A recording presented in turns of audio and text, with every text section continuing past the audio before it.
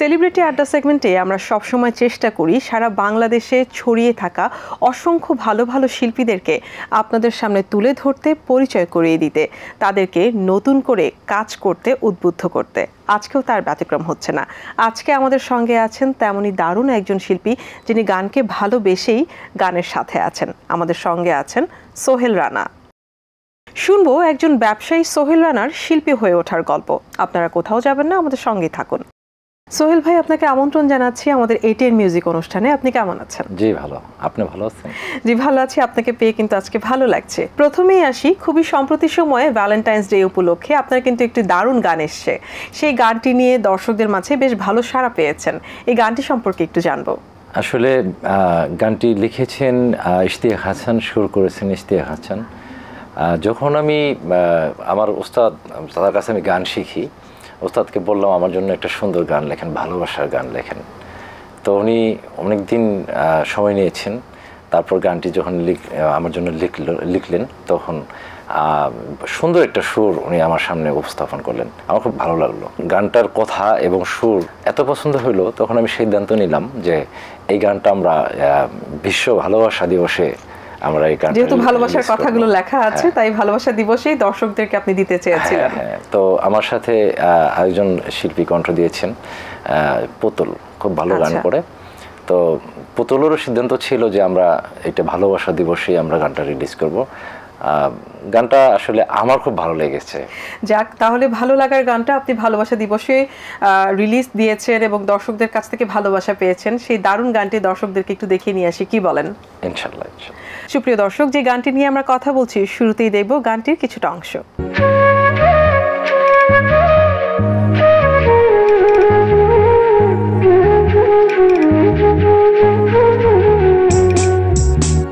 কত ভালোবাসি রে, কি করে বুঝাই, তুই ছাড়া এ মনে আর কিছু নাই। কত ভালোবাসি রে, কি করে বোঝাই, তুই ছাড়া এ মনে আর কিছু নাই। আমি ভালো থাকি তোরই কারণ, তুই না থাকলে আমার আসবে মরণ। কত ভালোবাসি রে, কি করে বুঝাই, তুই ছাড়া এ মনে আর কিছু নাই। কত ভালোবাসি রে, কি করে বোঝাই, তুই ছাড়া এ মনে আর কিছু নাই।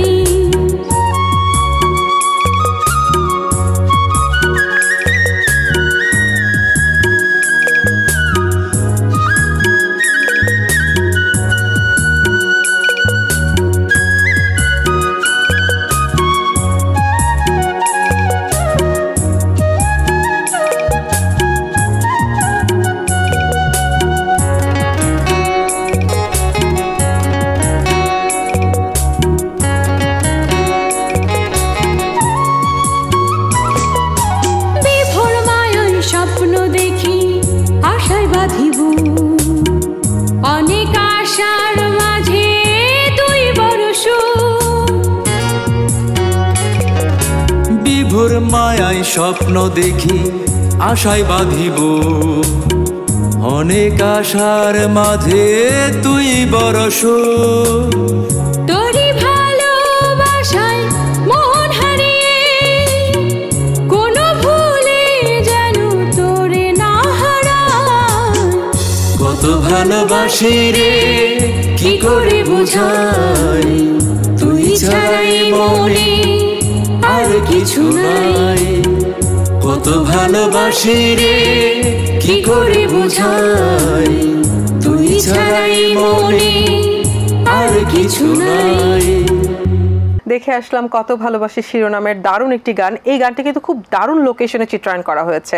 তো এই লোকেশন কিভাবে সিলেক্ট করেছিলেন? যখন গানটি তৈরি করেছেন তখনই কি মনে মনে কল্পনা ছিল যে খুব সুন্দরভাবে এটি দর্শকদের মাঝে প্রেজেন্ট করবেন? আসলে যখন একটা গান তৈরি হয়, তখন গানটা তৈরি হওয়ার সময় যিনি লিখেছেন, যিনি সুর করেছেন, তাদেরও কিছু বক্তব্য থাকে, কিছু কথা থাকে গানের সাথে। আমি গানটা যখন আমাদের মিউজিকটা যখন রেডি হলো, তখন আমরা দেখলাম যে গানটার মধ্যে কিছু পাহাড়ি ঢং আছে। তখন আমার যে গানটা লিখেছেন, সুর করেছেন ইশতিয়াক হাসান, উনি বললেন যে গানটা অবশ্যই শুটিং করতে হবে পাহাড়ি এলাকায়। আচ্ছা। তো আমি সারা বাংলাদেশ চিন্তা ভাবনা করলাম যে কোথায় গেলে ভালো হয়। তখন আমাকে আমার এক ফ্রেন্ড বলল যে বিরিশিরিতে পাহাড় আছে, সাদা মাটির পাহাড়, অনেক সুন্দর, ওখানে যাও। আমি একদিন লোকেশনে দেখার জন্য যখন গেলাম, আমার খুব ভালো লাগলো, মনে হলো যে গানটাই তৈরি হয়েছে এই পাহাড়ের জন্যে। সাধারণত কিন্তু পাহাড়ে সিনেমার শুটিংগুলো হয়, গানের শুটিংগুলো খুব কম হয়, কারণ এটা একটু ব্যয়বহুল একটা বিষয়। তো আপনি যখন সিদ্ধান্ত নিয়েছিলেন যে পাহাড়ে আপনি কাজ করতে যাবেন, সেই সময়টাতে ভয় হয়নি? কারণ এখানে ফাইন্যান্সিয়াল একটা বিষয় কিন্তু কথা চলেই আসে কোনো না কোনোভাবে। আসলে আমি ব্যবসায়ী মানুষ, আমি যখন কোনো কিছু ইচ্ছা করি যে আমি এই গানটা আমি দেশের বাইরে করব, বা এটা আমার এখান থেকে গান থেকে কি আমার আর্নস হচ্ছে, এটা আমার দেখার বিষয় না। আমি যদি দেখি যে এই গানটা করতে আমার এখন দেশের বাইরে যে থাইল্যান্ডে যে করতে হবে, আমি তাও যাব, সমস্যা নেই। ওখানে বাই করতে আমার কোনো সমস্যা নেই, কিন্তু গান যা চাচ্ছে, গানের মিউজিক বা গানের কথায় যা চাচ্ছে, আমি সেটা করব, এবং আমি নিজের গানের স্পন্সর নিজেই। দারুণ। আসলে আমরা কিন্তু প্রথমেই বলেছি যে একজন ব্যবসায়ীর গায়ক হয়ে ওঠার গল্প আমরা শুনবো, তো সেই হিসেবে আপনি আপনার উত্তরটা দিয়েই দিয়েছেন যে আপনি আপনার গানের স্পন্সর আপনি নিজেই, এবং সব থেকে ইম্পর্টেন্ট হচ্ছে গানের কথার উপর ডিপেন্ড করে আপনি কাজ করবেন, সেখানে ফাইন্যান্সিয়াল বিষয়গুলো পরে আসছে।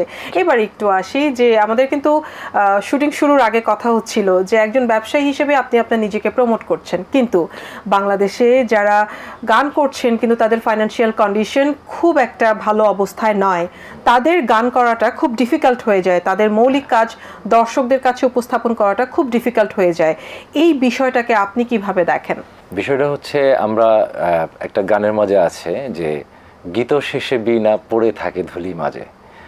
আসলে একটা সঙ্গীত শিল্পী যখন স্টেজ পারফরমেন্স অথবা কোনো একটা জায়গাতে গান করতে যাবে, তার খুব কদর থাকে, তার জন্য সবাই ফোন করতে থাকে কোথায় আসছে কিনা, বা কোথায় আসছে, কোথায় বসবে। কিন্তু গান গাওয়ার পরে কিন্তু তার যে পেমেন্ট বা তাকে যে অন্য যথাযথ সম্মান, সেটা আমার মনে হয় বাংলাদেশে হচ্ছে না। এটা হওয়া দরকার আমি মনে করি। কারণ কিছু ফ্যামিলির ছেলেমেয়েরা আছে যারা গান শিখছে বা গান নিয়ে কাজ করছে, এখানে একটা খরচের বিষয় আছে। একটা মিউজিক করতে ভালো একটা খরচ হয়, তারপর যদি ভালো একটা জায়গায় শুটিং করতে যাই যে আমি এটা এই জায়গায় শ্যুট করব, তো গান যেটা চাচ্ছে, যে গানে পাহাড় চাচ্ছে, গানে সমুদ্র চাচ্ছে, গানে নদী চাচ্ছে, তো সেখানে যে ছেলেটা, ও তো ওর ইনকাম সোর্স কম, ওই টাকা কোথায় খরচ করবে? আর বাংলাদেশে আমি মনে করি এখন এইরকম এই যে অনেক ইউটিউব চ্যানেল আছে, অনেক প্রতিষ্ঠান আছে যে আমি ইনভেস্ট করছি, তুমি আমাকে গানটা দিয়ে দাও। কিন্তু যে ভালো গান করছে, একটু আর্থিক সমস্যা আছে, তাকে তো কেউ সাহায্য করতেছে না। যার টাকা আছে, যে একটু স্বাবলম্বী, তাকে সবাই হেল্প করছে, তাকে ডাকছে। তা আমি মনে করি যে যারা এরকম পর্যায়ে আছে যে এই ধরনের শিল্পীদের হেল্প করতে পারবেন, ইউটিউবে হোক, পেজে হোক, আমি একটা গান করাবো, ওদেরকে নিয়ে এসে গান করাক, ওদের একটু হেল্প হোক, ওরা একটা গান ভালো গান করতে পারছে। সত্যিই তাই, গান গেয়ে যারা জীবনযাপন করছেন তাদের সুযোগ পাওয়াটা অনেক ডিফিকাল্ট একটা বিষয়। আর এই বিষয়টাকে মাথায় রেখেই কিন্তু আপনারা এটিএন সিঙ্গার্স ক্যাফে একটা অনুষ্ঠান আপনারা আয়োজন করছেন, আপনি নিজে সেখানে স্পন্সর করছেন, সেটা আমাদের এটিএন বাংলার ইউটিউব চ্যানেলে এবং আমাদের ফেসবুক ভেরিফাইড পেজ যেখানে আছে সেখানে লাইভ যাবে। এই যে প্ল্যানিংটা কেন করেছেন এবং এই প্ল্যানটা কিভাবে আসলো আমরা একটু জানতে চাই। আসলে আমি সবসময় আরেকজনের জন্য কিছু করতে মন চায়, আমার এটা আমার ভালো লাগে। যেমন একজন গ্রামে গেলাম, একজন চাকরি নাই, আমি আরেক বন্ধুর কাছে রিকোয়েস্ট করে একটা চাকরি দিয়ে দিই। আমার বিজনেস, একটা ছেলে বিজনেস করে না, আমি চেষ্টা করি ওরা একটু হেল্প করি আর একটা বিজনেস করে। এইভাবে আমি অনেককে স্বাবলম্বী করেছি, এটা আমার ভালো লাগে, এটা আমার খুবই ভালো লাগে। তো আমি যখন গানে আসলাম তখন আমার কাছে মনে হলো যে আমি গানে যারা ভালো গান করে, এত সুন্দর গান করে আমি শুনলাম, কিন্তু বিশ্ববাসী বা আমাদের দেশের সব মানুষ তাকে দেখতে পারছে না। তখন আমার মনে হলো যে আমি যদি কখনো সুযোগ পাই যে আমি ওদেরকে নিয়ে কাজ করব, তো আমি আমাদের একটা গ্রুপ আছে 97, এই 97-এ যখন আমি গান করতে যাই, বিভিন্ন প্রোগ্রামে যাই, ওখান থেকে আমার এটিএন বাংলার এই যে আপনাদের যে প্রোগ্রাম যেখানে কথা বলছি, আমাদের বন্ধু নন্দিনী, ও 97-এর, ওর সাথে আমার পরিচয় হয়। তারপরে আমাদের বি পজিটিভ যে প্রোগ্রাম হয় এটিএন বাংলার, এটার যে ইমন, সেও 97-এর, তার সাথে আমার পরিচয় হয়। ইমনের প্রোগ্রামে আমার একটা গান যায়, প্রিয়ার একটা গান যায়। তো তারপর আমার সবার সাথে যখন পরিচয় হলো, খোকনের সাথে আমার পরিচয় হলো, কাউসার আহমেদ খোকন, আপনাদের আমাদের সাউন্ড ইঞ্জিনিয়ার। জি, তো খোকনকে বললাম মনের দুঃখটা যে আমি এই কাজ করতে চাই। তখন সে আমাকে বললো যে বন্ধু আসো, তুমি আর আমি দুজনে মিলে একটা প্রোগ্রাম করি। এই সমস্ত ভালো যে গান করে গ্রামে বা বাংলাদেশে আনাচে কানাচে বিভিন্ন জায়গায় ছড়ে ছিটে আছে, এদেরকে আমরা খুঁজবো, সংগ্রহ করবো এদেরকে, তারপর এদের দিয়ে গান করাবো। যদি আমাদের এই প্রোগ্রামের মাধ্যমে যদি তার প্রতিভা দেখাইতে পারে, সে যদি সত্যি সত্যি প্রতিভাবান হয়, সে যদি ভালো কিছু করতে পারে, এটা আমাদের জন্য বিশাল একটা গর্বের একটা বিষয়। সত্যি তাই। আমরা আপনাদের এখান থেকে এটিএন সিঙ্গার্স ক্যাফে প্রোডিউসার, পাশাপাশি আমার ভিতর যে একটা আগ্রহ ছিল যে আমি এই কাজটা করব, সেই কাজটা এটিএন বাংলা আমাকে সুযোগ করে দিয়েছেন। সেই আমার মনের আবেগটা প্রকাশ করার জন্য আমি অবশ্যই এটিএন বাংলাকে ধন্যবাদ জানাচ্ছি। আমরা আপনাদের এই উদ্যোগকে সাধুবাদ জানাই। আর সুপ্রিয় দর্শক, আপনাদেরকে জানাতে চাই আমাদের সম্প্রতি অনুষ্ঠান যেটা শুরু হয়েছে এটিএন সিঙ্গার্স ক্যাফে, এটা আমাদের এটিএন বাংলার ভেরিফাইড সোশ্যাল সাইডে লাইভ যাবে প্রতি মঙ্গলবার রাত 8টা থেকে 10টা পর্যন্ত। আর সারা বাংলাদেশের যত শিল্পী আছেন যারা নিজেদের প্রতিভা দর্শকদের কাছে তুলে ধরতে চান বা সুযোগের অভাবে পারছেন না, তারা কিন্তু আমাদের সাথে যোগাযোগ করতে পারেন। আমরা আপনাদের প্রতিভাকে তুলে ধরতে চাই আমাদের এটিএন সিঙ্গার্স ক্যাফের মাধ্যমে। আপনারা আপনাদের গানগুলো কিন্তু এটিএন সিঙ্গার্স ক্যাফের যে পেজ আছে, ভেরিফাইড পেজ আছে, সেখানে ইনবক্স করতে পারেন। তার মধ্য থেকে আপনাদেরকে তুলে আনা হবে ইনশাল্লাহ। আপনারা আপনাদের প্রপার গাইডেন্সিটি পাবেন এবং প্রপার সুযোগটা সেখানে পাবেন। অনেক সাধুবাদ জানাচ্ছি এই সুন্দর উদ্যোগের জন্য। এবার একটু আসি, সামনে কিন্তু আমাদের ঈদ আসছে, সেই ঈদের উপলক্ষেও কিন্তু আপনার একটা প্রিপারেশন চলছে। এই প্রিপারেশন সম্পর্কে দর্শকদেরকে একটু জানাতে চাই। আসলে আমার যে সামনে ঈদ উপলক্ষে যে গানটা মোটামুটি রেডি হয়ে গেছে। গানটা লিখেছেন আমাদের সাউন্ড ইঞ্জিনিয়ার, বললাম যে কাউসার আহমেদ খোকন, আপনাদের হ্যাঁ এটিএন বাংলার। তো খোকন আর আমি একটা সুন্দর একটা জায়গায় বেড়াতে গেলাম, যাওয়ার পরে ওখানে যে একটা তৎক্ষণাৎ গান লিখে ফেললো। আচ্ছা, গানটা লিখার পরে বললো যে আমার একটা ফ্রেন্ড আছে, ও ভালো সুর করে, ডাকলো। ডাকার পরে ও সুন্দর একটা সুর করে ফেললো, ওখানে একটা গান তৈরি হয়ে গেছে। বাহ। তারপর আমরা মিউজিক করলাম, সুন্দর একটা মিউজিক। গানটা কমপ্লিট, আমরা শুটিংও কমপ্লিট, কিন্তু আমরা ঈদে গানটা নিয়ে আসবো। তার মানে গানটির টেকনিক্যাল কাজ চলছে, আর কিছু বাকি আছে। যে গানটি নিয়ে এত কথা চলছে, দুটো লাইন কি একটু শুনবো চট করে? গানটি মিউজিক করেছেন সাজান খানলিউ, আমি গানটা একটু গিয়ে শোনাচ্ছি। জানি তোমায় পাবো না, সারাক্ষণই ভাবনা, তবু তোমায় ভালোবাসি হৃদয়ে দিয়ে, জানো না তুমি আইসো মনের উঠোনে, দেখা দিও স্বপনে, তোমার জন্যে থাকবে খোলা মনেরই এই জানালা, জানি তোমায় পাবো না, সারাক্ষণই ভাবনা, তবু তোমায় ভালোবাসি হৃদয় দিয়ে, জানো না। বাহ, দারুণ একটি গান। এই গানটির জন্য অনেক অনেক শুভকামনা রইল। অবশ্যই দর্শক জনপ্রিয়তা পাবে আশা করছি। এবারে একটু আসি সোশ্যাল মিডিয়াতে। সোশ্যাল মিডিয়াতে তো অবশ্যই আপনি অ্যাক্টিভ আছেন। এখন সব শিল্পীদেরই একটা মাধ্যম সোশ্যাল সাইট নিজেকে প্রমোট করার। আপনি আপনার জায়গা থেকে সোশ্যাল মিডিয়াকে কিভাবে ব্যবহার করছেন? না, সোশ্যাল মিডিয়াটা এখন একটা যোগ আসছে। আগে যেমন একটা গান একজন বা একটা প্রতিভা সে দেখাতে চাইলো, তো টিভি চ্যানেল ছাড়া সুযোগ হইতো না বা অন্য কোনো মাধ্যম ছিল না।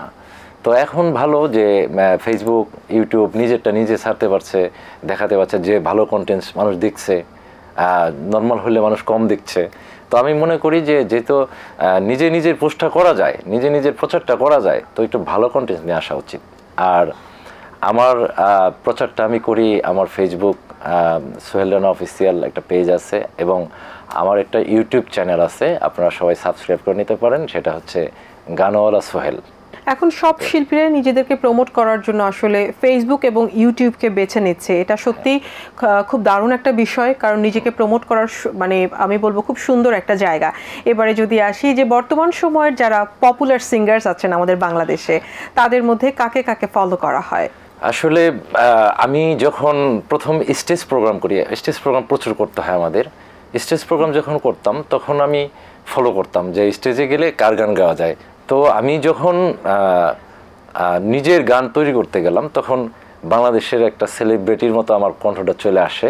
তখন আমাকে মিউজিক ডিরেক্টর বললো যে আপনি আপনার গলাটা আপনার মতো করে করেন, ওনার মতো কেন হবে, এটা ঠিক না, আপনার মতো করে করেন। আমি তখন বললাম কিভাবে? তাই আপনি এইভাবে যান না, আপনি এইভাবে করে আপনার গানটা করেন। তো তখন থেকে আমি সিদ্ধান্ত নিলাম যে কাউকে আমি ফলো করবো না, সবার গান শুনবো, আমি কাউকে ফলো করবো না। আমার যে গান তৈরি হচ্ছে আমি ফলো করব যিনি লিখেছেন, যিনি সুর করেছেন, যিনি মিউজিক করেছেন, তাদেরকে ফলো করে আমি সুন্দর একটা আমার মতো করে গান তৈরি করব। বা সত্যি তাই, নিজেকে মডিফাই করার জন্য আসলে নিজেকে নিজের মাঝে থাকতে হবে, সেটা ঠিক আছে, কিন্তু তারপরেও কার গান, কোন শিল্পীর গান আপনি সব থেকে বেশি শুনেন, ভালো লাগে? আমি আসলে যারা আমার চেয়ে সিনিয়র সবাইকে আমি খুব মূল্যায়ন করি, যে আমার চেয়ে একটু মানে সিনিয়র মিউজিশিয়ান তাদেরকেও আমি মূল্যায়ন করি। কিন্তু আমি পছন্দ করি আসলে কিশোর কুমারের গান, আমার খুবই ভালো লাগে। মানে এত ভালো লাগে যে আমি মানে ওনার গানটা আমি বেশি শুনি। কুমার বিশ্বজিৎ স্যারকে আমি পছন্দ করি, ওনার গান শুনি। ওনার একটা গান আছে আমি করি, তোরে পুতুলের মতো করে সাজিয়ে। একটু কি শুনবো দুটো লাইন? তোরে পুতুলের মতো করে সাজিয়ে হৃদয়ের কোঠরে রাখবো, আর হৃদয়ের চোখ মেলে তাকিয়ে সারাটি জীবন ভরে দেখবো।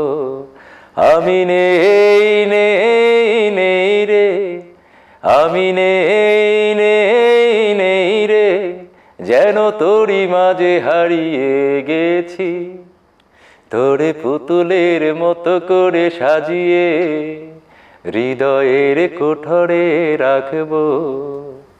বাহ, দারুণ। আসলে প্যাশন থাকলে সবকিছুই করা সম্ভব, তবে তার জন্য প্রয়োজন অনেক অধ্যাবসায়। শুধু ইচ্ছা থাকলেই হবে না, সেই ইচ্ছে অনুযায়ী কাজ করতে হবে। যেটা আপনাকে দেখে বুঝেছি যে আপনার প্রফেশন একটা থাকলেও ভালোবাসার তাগিদে আপনি গানকে বেছে নিয়েছেন এবং গানের সাথে আছেন। আপনার জন্য অনেক অনেক শুভকামনা। তো গল্প গানে আমাদের সময় শেষ, আমাদেরকে যেতে হবে। তবে যাওয়ার আগে এটিএন বাংলার দর্শক এবং আপনার যারা ফ্যান ফলোয়ার্স আছেন তাদেরকে কি বলে যাবেন? না, আমি বরাবরই একটা কথা বলি, আজকেও আমি তাই বলছি, যে আমি যখন গানে সঠিকভাবে যখন আমি গানের মধ্যে ঢুকে গেছি তখন আমি একটা জিনিস খুব ভালো করে খেয়াল করেছি এবং মনে আমার ধরেছে। সেটা হচ্ছে যে আমরা যখন গান শুনি অবশ্যই আমরা চিন্তা ভাবনা করব, আমরা দেখব যে গানটা কে লিখেছেন এবং সুর করেছেন। আসলে যিনি লিখেছেন, যিনি সুর করেছেন, মিউজিক করেছেন, এখান থেকে গানটার উৎপত্তি। আমরা একটা ভোকাল দিয়ে দিলাম, ঠিক আছে, আমি গাইলাম, কিন্তু আপনারা দেখবেন কে লিখেছেন, কিভাবে লিখেছেন, তার কিভাবে চিন্তাটা আসছে। মানে একটা গানের পিছনে অনেক কাহিনী থাকে, অনেক পরিশ্রম থাকে এবং অনেক সত্যতা থাকে। একটা ভালোবাসার গান লিখেছেন একজন, শুনলে অনেক দর্শক বসে বসে কান্না করে। যিনি লিখেছেন তিনি কেন লিখেছেন, তার ভিতরে আবেগটা কেন এসেছে, সে কান্না থেকেই লিখেছেন। যার কারণে আমরা গীতিকার এবং সুরকারকে কখনো ভুলবো না, তাদেরকে সবসময় স্মরণ রেখে আমরা গান শুনবো। বাহ, আপনি দারুণ বলেছেন। সত্যি কিন্তু তাই, মনের আবেগ থেকেই গানের জন্ম এবং ভালোবাসার কথাগুলো যেগুলো আমরা মুখে বলতে পারি না সেটা একমাত্র গানের মাধ্যমেই বোঝাতে পারি। তো আপনার মাধ্যমে হয়তো আমরা আপনার মনের আবেগগুলো জানতে পারবো ভবিষ্যতে ইনশাল্লাহ। গল্প গানে আমাদের সময় শেষ, আমাদেরকে বিদায় নিতে হবে। আপনার জন্য অনেক অনেক শুভকামনা রইল, আগামীতে আবারও আপনার সাথে আমাদের দেখা হবে। জি, থ্যাংক ইউ। দর্শক, ভালোবাসা থাকলে সবকিছু সম্ভব, প্রেম থাকলে সবকিছুই সম্ভব, তবে সেখানে অধ্যাবসায় থাকতে হবে। শুধু ভালোবাসা দিয়ে গান করা যায় না, অধ্যাবসায় অনেক বেশি প্রয়োজন। গান মনের কথা বলে, আবেগের কথা বলে, দুঃখ কষ্টকে একত্রিত করে প্রকাশ করে। আর তাই তো আমরা আপনাদেরকে গান শোনাতে প্রতিদিন চলে আসি। সুপ্রিয় দর্শক, আজ এখানেই শেষ করছি, আগামীতে আবারও দেখা হবে। সবাই ভালো থাকুন, সুস্থ থাকুন, এটিএন বাংলার সঙ্গে থাকুন। আমি সামিয়া বিদায় নিচ্ছি, আল্লাহ হাফেজ।